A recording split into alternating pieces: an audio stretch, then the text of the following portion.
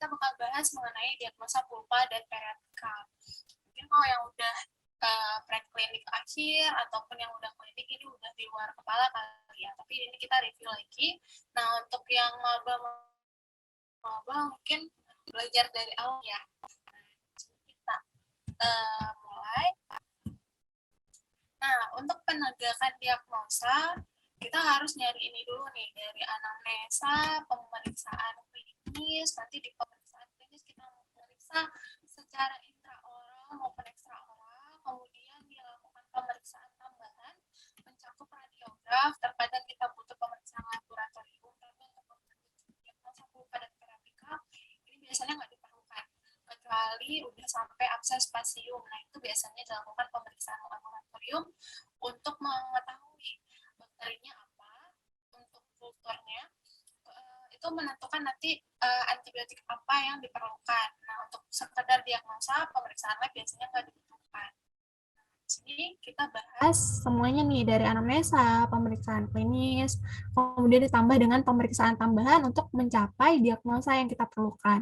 Nah, kenapa kita butuh diagnosa? Karena kan untuk diagnosa, untuk perawatan kita membutuhkan diagnosa. Penentuan perawatan itu didasarkan pada diagnosa pasiennya, gitu.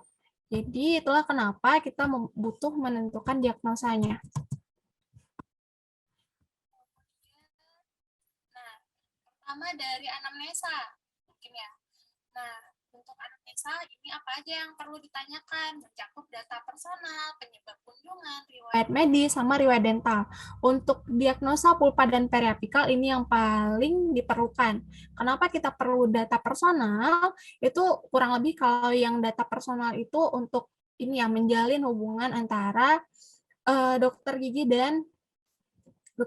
dan pasiennya gitu, supaya nanti pasiennya itu percaya sama kita. Biasanya dengan mengetahui nama itu kita bisa menghasilkan hubungan yang baik antara dokter dan dokter gigi gitu, antara dokter gigi dan pasiennya. Kemudian kita perlu tahu usianya. Nah, ini nanti sekalian untuk penentuan usia dental. Usia dental itu nanti juga mempengaruhi perawatannya. Misalnya pasien-pasien dengan gigi muda yang akarnya itu masih terbuka, nah itu berbeda penata laksanaannya dengan pasien yang apexnya itu udah tertutup, ujung akarnya itu udah tertutup. Nah, dari situ kita perlu usianya gitu. Kira-kira nih usia segini pasiennya itu gigi yang ini akarnya udah tertutup belum ya? Perlu dilakukan radiograf enggak ya? Gitu. Dari sini kita bisa menentukan hal tersebut. Kemudian jenis kelamin, alamat. Nah, ini untuk kelengkapan data di klinik atau di rumah sakit. Kemudian ada penyebab kunjungan. Nah, penyebab kunjungan ini yang biasanya akan berakhir untuk diagnosa. Dari sini kita bisa dapat gambaran kira-kira apa nih, pemeriksaan apa yang kira-kira perlu dilakukan sebagai tambahan. Yang paling penting untuk ditanyakan adalah keluhan utama. Bapak, Ibu, atau adik ke sini ada keluhan apa gitu. Dari situ kita bisa dapat gambaran. Misal giginya sakit nih dok, tapi hanya ketika makan aja. Nah, dari situ sebenarnya kita udah dapat gambaran besar nih, kira-kira masalahnya apa, gitu. Penata laksanaannya apa kalau kondisinya seperti ini. Nah, kemudian jangan lupa untuk melengkapi keluhan utama itu, kita tanyakan onset atau awalnya terjadinya kapan, durasinya itu seberapa lama. Kalau misalnya sakit nih, ketika masuk makanan, itu langsung hilang nggak Pak atau Bu? Atau dia itu eh, bertahan lama gitu, sekitar 5 menit kemudian baru hilang. Nah, itu juga nanti dapat menjadi penentu diagnosanya gitu. Jadi itu perlu ditanyakan. Kemudian hal yang memperparah atau meringankan keluhan utama. Misal pasien yang mengeluhkan nyeri ketika makan makanan panas tapi mereda ketika makan makanan dingin. Nah, itu juga bisa membantu diagnosa sebenarnya. Jadi itu perlu ditanyakan yang ini. Kemudian riwayat pengobatan keluhan utama. Sebelumnya pernah terjadi nggak seperti ini? Sebelumnya itu dia diperawatnya dengan apa Pak? Minum obat apa? Apakah berkurang setelah diberikan obat tersebut gitu? Nah, misalnya kayak kondisi-kondisi dia itu udah abses apicalis kronis. Nah, waktu dulu tuh udah dikasih obat, udah hilang sakitnya. Terus tiba-tiba pasiennya datang lagi, mengeluhkan nyeri banget nih giginya dokter gitu. Nah, itu tandanya dia diagnosanya itu apa? Nah, itu nanti bakal kita bahas di belakang. Kemudian riwayat keluhan sebelumnya. Nah, ini yang tadi ya. Sebelumnya apakah pernah terjadi, pengobatannya apa, itu. Kemudian riwayat medis ini mungkin lebih ke penata laksanaan pencegahan ketika kita merawat si pasien tersebut.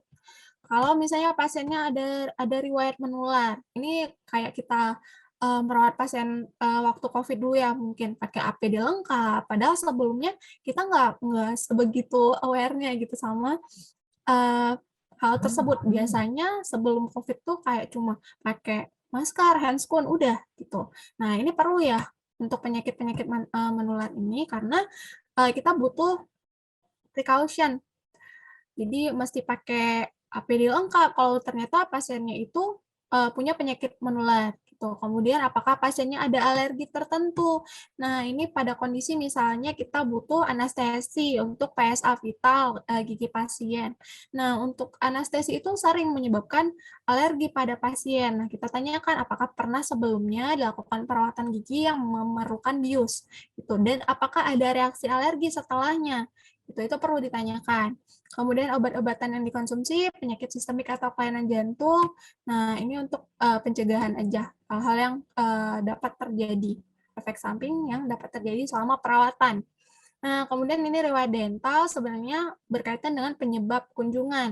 Ditanyakan masalah dental sebelumnya, gitu. Apakah pernah mengalami hal yang sama, gitu. Di gigi yang sama juga, apakah di gigi yang berbeda. Nah, misalnya pasiennya datang dengan keluhan sebelumnya gigi yang lain pernah seperti itu, terus gigi yang lain mengalami hal seperti itu juga. Kemudian perlu kita tanyakan juga apakah gigi yang satunya lagi yang sebelumnya itu ada dilakukan perawatan apa enggak gitu. Nah, itu bisa menentukan kepatuhan pasien gitu. Kira-kira bakal berhasil nggak ya perawatannya kalau misalnya pasiennya ternyata tidak patuh. Nah, itu bisa kita tentukan dari situ. Kemudian kunjungan ke dental sebelumnya itu ngapain aja, kebiasaan oral hygiene. Nah, ini sebenarnya nggak menentukan diagnosa untuk data personal, riwayat medis, sama riwayat dental. Yang untuk menentukan diagnosa adalah penyebab kunjungan, tapi perlu kita tanyakan juga. Kemudian, nah ini pemeriksaan ekstraoral. Untuk pemeriksaan ekstraoral, terkadang kita bisa melihat adanya gambaran infeksi langsung dari ekstraoralnya. Misalnya seperti ini nih, pasiennya udah mengalami abses spasium bukalis, kelihatan langsung wajahnya itu asimetris. Gitu. Atau di sini, pasiennya mengalami abses fossa canina, kelihatan ada pembengkakan di bawah hidungnya pada area caninus. Tuh, dari situ kita langsung bisa dapat gambaran gitu. Kira-kira kondisi gigi yang mana yang bermasalah, kemudian masalahnya sampai mana. Kalau yang namanya udah sampai abses, kemungkinan giginya udah nekrosis kan ya. Nah, kita bisa menduga-duga dari sini. Nah, kemudian dilakukan juga pemeriksaan nodus limpa. Ini untuk nodus limpa yang diperiksa, itu ada, yang umum kita periksa adalah nodus limpa submandibula, submental, sama cervical. Nah, untuk submandibula biasanya pasiennya itu diminta memiringkan kepala. Misal kita mau memeriksa nodus limpa submandibula yang kanan, itu pasiennya diminta untuk memiringkan kepala ke sebelah kanan. Nah, ke sebelah kanan pasien, kemudian dilakukan perabaan dari belakang. Kita berdiri di belakangnya, kemudian ditarik ke luar. Itu untuk pemeriksaan nodus limfa submandibula. Nah, untuk submental, itu biasanya pasiennya diminta untuk menunduk, kemudian kita lakukan perabaan ke depan. Gitu. Sedangkan untuk nodus limfa cervical, itu dilakukan perabaan pada ini, bagian cervicalnya. Gitu. Itu nanti akan menunjukkan gambaran berupa nyeri atau tidak nyeri, kenyal atau keras, terfiksir atau tidak terfiksir. Ketika pasiennya mengeluhkan ketika diraba merasa kenyal dan nyeri, nah itu udah menunjukkan adanya infeksi. Apakah infeksinya berasal dari gigi atau enggak, itu nanti kita lakukan pemeriksaan intraoral. Kemudian kalau misalnya keras dan terfiksir, nah itu menunjukkan keganasan, berarti bukan di giginya lagi. Kalau yang keganasan itu seringnya itu berkaitan sama jaringan lunak. Tuh. Dari situ kita juga bisa dapat gambaran. Kalau yang namanya infeksi, udah pasti dia nanti adanya nyeri dan kenyal dan tidak terfiksir. Kalau yang namanya infeksi ya. Kemudian kita lanjut ke pemeriksaan intraoral. Sebelum dilakukan pemeriksaan giginya, perlu juga dilakukan pemeriksaan jaringan lunak. Cakup, nah ini kalau pemeriksaan lengkap ya, sebelah kanan ini pemeriksaan lengkap, ini biasanya untuk screening kanker oral. Tapi kalau misalnya kalian mau mengecek juga sama pemeriksaan untuk diagnosa vulva, bisa juga dilakukan karena terkadang adanya pembengkakan seperti ini menunjukkan adanya infeksi.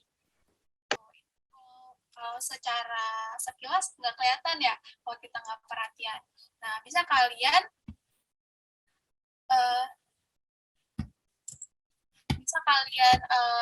bisa kalian sebentar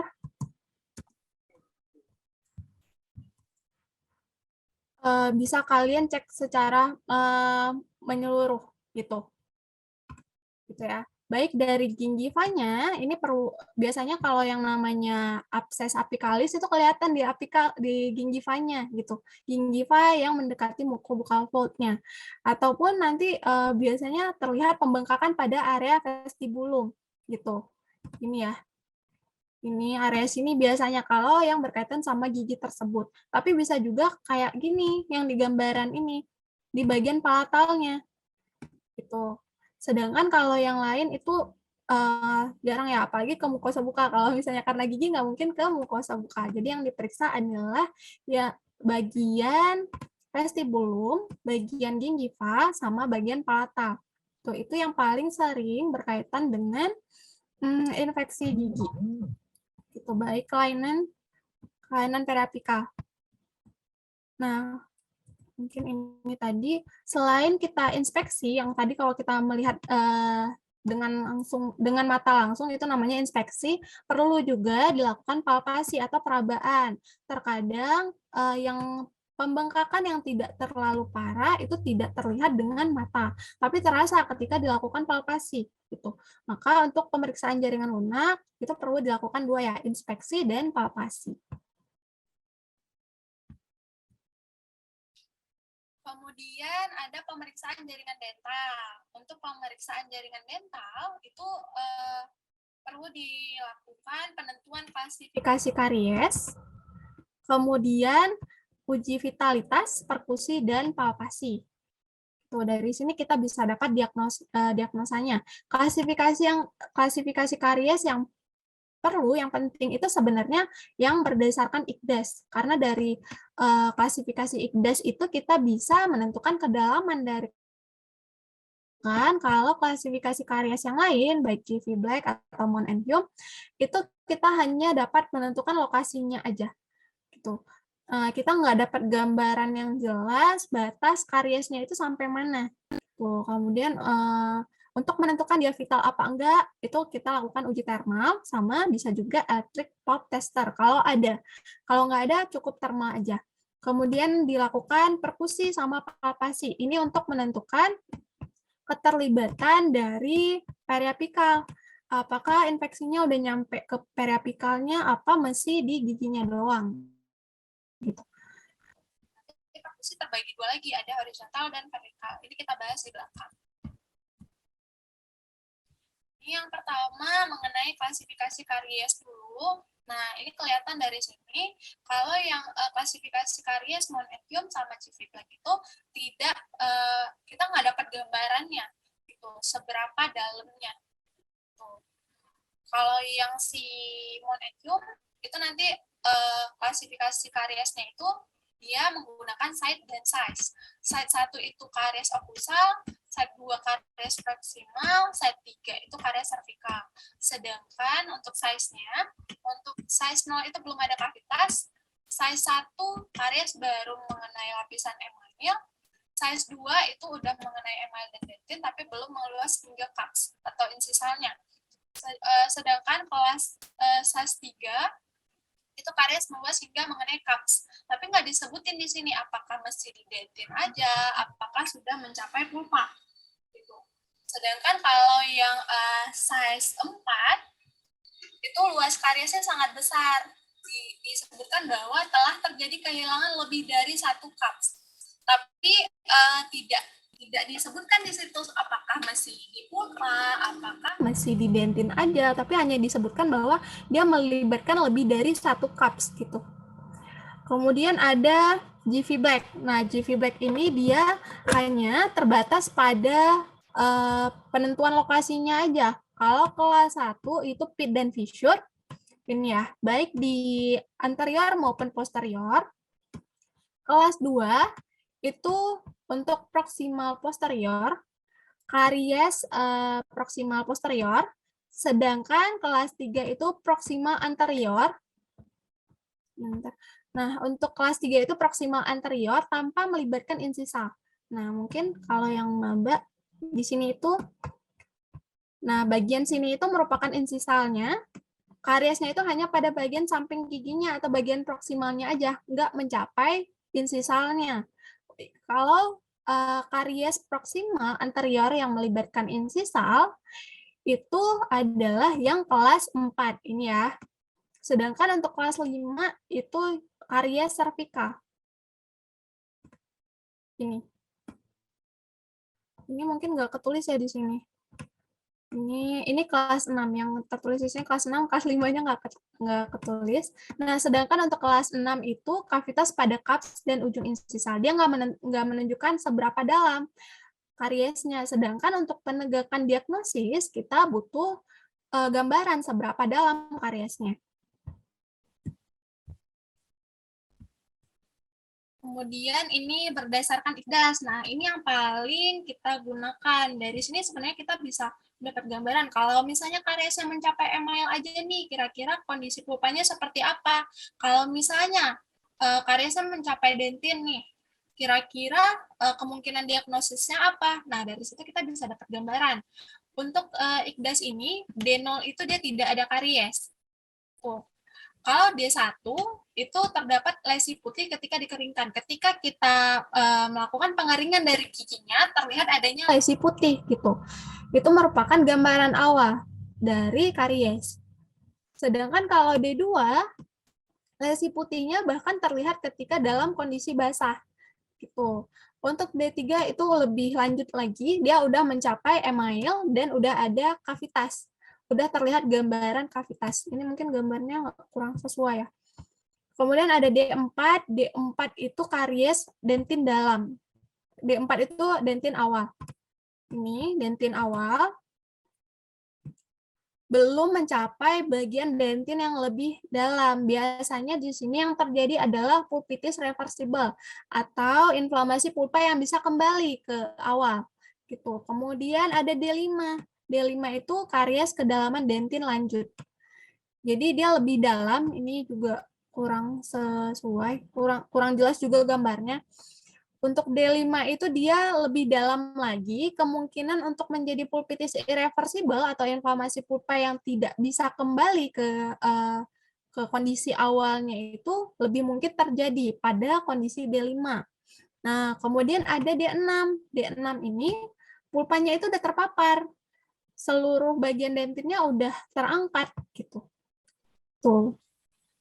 Jadi si pulpanya itu langsung mengenai bagian sudah terkontaminasi area luar gigi. Nah, kemudian ini untuk pemeriksaan intraoral. Pemeriksaan intraoral yang membantu dalam diagnosis pulpa dan periapikal. Yang pertama, palpasi tadi. Nah, palpasi ini berkaitan dengan si jaringan lunak, yaitu untuk deteksi abnormalitas di area periapikal. Bisa terlihat pada bagian bukalnya, area bukalnya, ataupun bisa di bagian palatal ataupun lingkungan. Ini kelihatan ya, ada penonjolan di sini. Nah, ini merupakan sinus tract atau saluran sinus. Kemudian kalau ini kelihatan ada abses pada gigi sulung.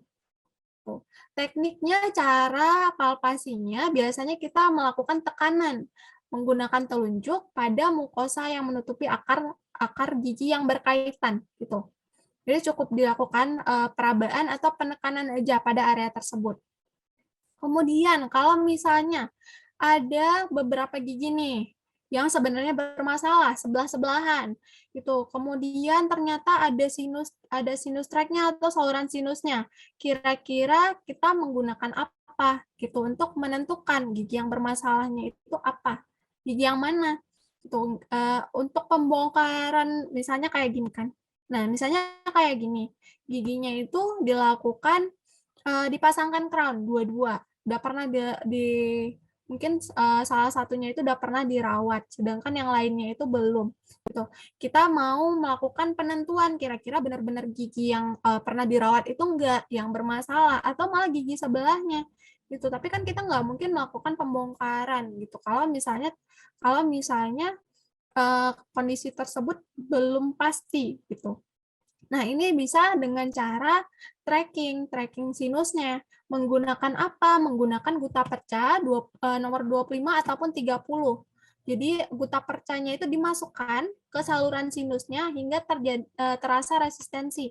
Nggak bisa dimasukin lagi, kemudian dilanjutkan dengan radiograf. Ini kelihatan ya. Nah, di gambaran ini terlihat giginya itu yang dilakukan PSA ternyata nggak bermasalah, sedangkan gigi sebelahnya yang belum dilakukan PSA, tapi udah dilakukan penggunaan crown, malah yang itu yang bermasalah. Gitu. Tapi kan pada kondisi ini kalau misalnya kita udah keduluan nih ngebongkar yang pernah di PSA, itu kan jadinya rugi. Padahal dia kondisinya tidak ada masalah. Gitu. Kemudian ada perkusi. Nah, perkusi itu untuk mendeteksi inflamasi pada area periapikal. Untuk perkusi ini ada dua, baik vertikal maupun horizontal. Kalau vertikal, itu ujung instrumen tumpul diarahkan searah dengan sumbu gigi, seperti yang digambar. Ini merupakan perkusi yang vertikal. Itu biasanya digunakan di konservasi untuk menentukan apakah ada inflamasi atau kelainan pada periapikalnya. Nah, bisa juga kita lakukan perkusi secara horizontal. Nah, itu biasanya bisa kita lakukan di perio gitu. Perio ketika misalnya ada TFO ataupun ketika ada trauma lain. Nah, biasanya perkusinya positif, perkusi horizontalnya positif. Nah, tapi untuk konservasi yang biasa kita gunakan adalah perkusi vertikal ya. Kalau yang perkusi yang horizontal, si ujung tumpul dari instrumennya itu diarahkan kayak mendorong giginya itu ke lingual, diketukkan ke arah lingual. Dari sini diketukkan ke arah lingual. Kemudian ada uji vitalitas. Yang paling umum adalah uji termal sama menggunakan electric pump tester. Kalau uji termal itu bisa dingin, bisa panas. Untuk tekniknya itu kita menempatkan bahan uji termal pada sepertiga tengah bukal gigi. Sebelumnya lebih disarankan menggunakan area servikal. Tapi kalau belakangan lebih disarankan pada sepertiga tengah karena penempatan pada sepertiga servikal itu dapat merajukan hasilnya. Ketika si bahan uji termal ini mengenai gigi Pak, itu bisa jadi false positif. Gitu. Padahal ternyata giginya itu tidak vital. Gitu. Untuk uji termal ini, kalau yang uji termal dingin, biasanya kita bisa menggunakan yang paling umum ya, refrigerant spray, contohnya klor etil. Itu yang paling umum digunakan. Kalau uji termal panas, biasanya kita menggunakan guta perca. Guta percanya itu dipanaskan terlebih dahulu hingga agak meleleh, ditempelkan pada gigi yang ingin kita uji vitalitasnya. Tapi ingat kalau uji menggunakan guta perca ini, jangan lupa si giginya itu diaplikasikan vaselin terlebih dahulu gitu. Nah, kemudian apa sih yang bisa kita dapat dari uji termal ini? Ini nanti berkaitan sama diagnosanya. Contohnya, ketika kita aplikasikan uji termal dingin, si pasiennya mengeluhkan adanya ngilu gitu. Nah, ketika kita lakukan kita melepaskan si bahan uji termal dingin tersebut dari gigi pasien, pasien mengaku bahwa nyerinya hilang gitu.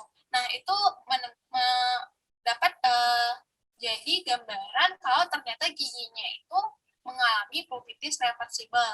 Akan tapi misalnya pasiennya itu ketika diaplikasikan uji termal dingin mengeluhkan ngilu gitu. Kemudian setelah kita lepaskan, ngilunya itu bertahan sekitar beberapa detik atau menit sebelum akhirnya hilang. Padahal stimulusnya, yaitu si bahan termal dingin ini udah dilepaskan dari kapan. Nah, itu menunjukkan bahwa kondisi gigi pasien itu adalah pulpitis irreversible. Nah, dari situ ya, kita dapat gambaran kondisinya apa.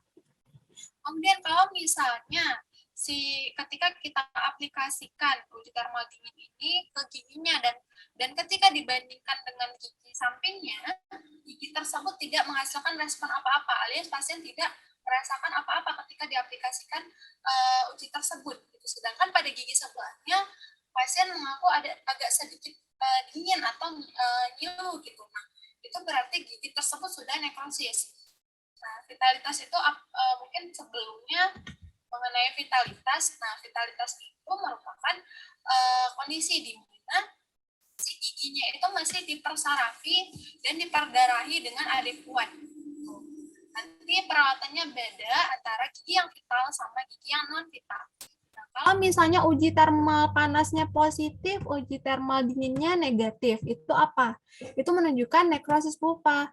Pada pasien-pasien yang ngilu ketika makan makanan panas, tapi mereda setelah diminum dingin misalnya, nah itu diagnosisnya merupakan nekrosis pulpa. Kondisi nekrosis pulpa dapat menghasilkan gambaran tersebut, gitu. Nah, selain yang dapat digunakan juga adalah electric pulp tester. Untuk electric pulp tester ini, dia kurang efektif pada gigi-gigi yang ada restorasi crown, yang bagian permukaan giginya itu ditutupi dengan restorasi, gitu. Karena untuk dapat menghasilkan gambaran yang adekuat, dia itu harus berkontak langsung dengan giginya, gitu, atau pada gigi dengan akar yang kurang berkembang. Ini juga kurang efektif. Jadi pada kondisi tersebut lebih baik digunakan uji termal, gitu. Kemudian untuk tekniknya, ini probe-nya. Probe electric pulp testernya itu ditempatkan pada sepertiga insisal gigi. Ini sepertiga insisal gigi yang telah dilapisi medium, bisa pasta gigi maupun vaselin. Kemudian si pasiennya itu diminta untuk memegang si probe-nya ini untuk memulai proses dari electric pulp tester ini. Ini mungkin kita lihat sedikit ya videonya di belakang. Ini penggunaan electric pulp tester. Ini nggak pakai ini ya, pakai yang berkabel. Jadi pasiennya itu diminta untuk memegang si probe-nya ini supaya bisa memulai proses dari pulp tester ini, pulp tester ini. Nanti akan diukur kira-kira berapa kisaran vitalitasnya. Biasanya ada ukurannya. Ini yang diputar ini adalah ininya, ukurannya. Nah, kemudian ada pemeriksaan lainnya. Sebenarnya ini nggak digunakan secara bukan yang utama digunakan, tapi bisa digunakan untuk membantu ya. Di antaranya ada bite test. Pasien-pasien yang mengeluhkan nyeri ketika dia mengunyah, nah, itu bisa dilakukan bite test atau bisa juga dilakukan perkusi. Itu sama aja hasilnya. Untuk bite test ini biasanya dia ada alat tertentu atau bisa juga menggunakan aplikator. Pasiennya itu diminta untuk menggigit alat tersebut. Nah, ini contohnya pasiennya diminta untuk menggigit. Dia ini juga sama kayak perkusi untuk mendeteksi abnormalitas di area periapikal. Kemudian ada tes cavity namanya. Nah, prosesnya itu gimana? Dia itu dengan pengeburan dengan bor bulat high speed tanpa anestesi. Ini contohnya misalnya ketika dilakukan uji termal dan dilakukan electric pulse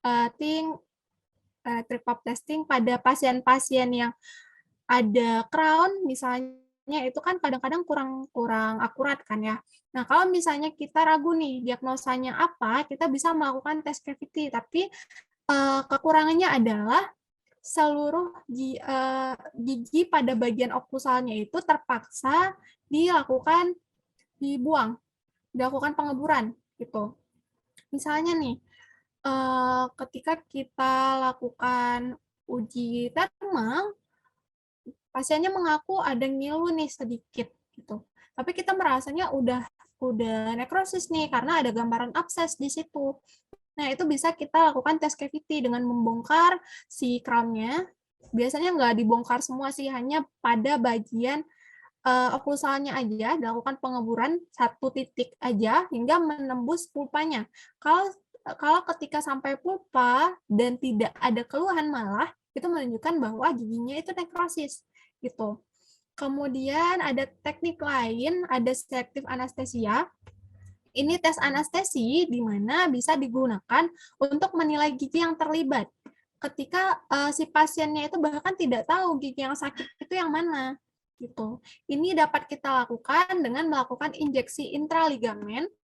Jadi di antara ligamen periodontalnya dimulai dari gigi paling posterior pada sulcus distal, kemudian maju perlahan ke depan. Ini tiap gigi itu harus diberi jeda ya, supaya dapat gambaran kira-kira sebenarnya gigi yang benar-benar bermasalah itu yang mana. Tuh. Hingga nyeri tereliminasi. Ketika nyerinya tereliminasi, misal nih kita anestesi gigi M2 gitu. Ketika kita tunggu beberapa saat, ternyata nyerinya hilang. Nah, maka penyebab dari nyeri tersebut yang awalnya tidak diketahui itu adalah gigi M2-nya. Kemudian ada staining dan transiluminasi. Staining dan transiluminasi ini umumnya kita gunakan pada gigi-gigi yang telah mengalami trauma gitu, atau kita curiga giginya itu telah retak. Bisa menggunakan staining, bisa menggunakan transiluminasi. Kemudian untuk si staining ini kita biasanya menggunakan bahan methylene blue. Kalau transiluminasi cukup dengan cahaya, bisa menggunakan cahaya LED light cure, itu juga bisa. Kalau teknik staining itu diaplikasikan pewarna pada area gigi, kemudian nanti pewarna yang berlebih dihilangkan menggunakan isoprofil alkohol. Dari situ nanti kelihatan gitu. Garis retakannya akan kelihatan. Bisa juga menggunakan transiluminasi. Menggunakan transiluminasi itu kelihatan di sini. Ketika dia terjadi retak, si cahayanya itu nggak akan meluas ke area satunya di retakan lainnya. Gitu. Ini kan garis retakannya di sini. Nah, ketika kita berikan cahayanya hanya terbatas pada gigi sisi ini. Itu tidak terbatas, tidak melewati garis fraktur tersebut. Nah, ini untuk pemeriksaan tambahan ya menggunakan radiograf. Untuk pemeriksaan menggunakan radiograf biasanya kita lakukan ketika terdapat karies atau restorasi dalam dengan kemungkinan keterlibatan pulpa, atau setelah terapi pulpa untuk memastikan apakah sudah baik pengisiannya, apakah belum, atau ketika ada kecurigaan resepsi akar patologis atau kelainan periapikal, itu juga dapat dilakukan pemeriksaan radiograf. Ini nanti akan membantu pada diagnosa periodontitis apikalis ataupun abses apikalis. Nanti kita lihat di belakang. Kemudian adanya kecurigaan kelainan morfologi gigi. Misalnya giginya itu terlalu besar gitu. Kita curiga nih giginya itu fusi gitu. Itu bisa kita pastikan dengan adanya radiograf. Nah, kemudian untuk mengetahui tingkat pembentukan akar pada gigi permanen muda, seperti yang sempat saya sebutkan tadi, untuk gigi permanen muda dengan akar terbuka itu dia perawatannya sedikit berbeda dengan gigi yang dewasa yang akarnya itu sudah tertutup. Jadi dari situ, dari radiograf kita juga bisa dapat gambaran tersebut.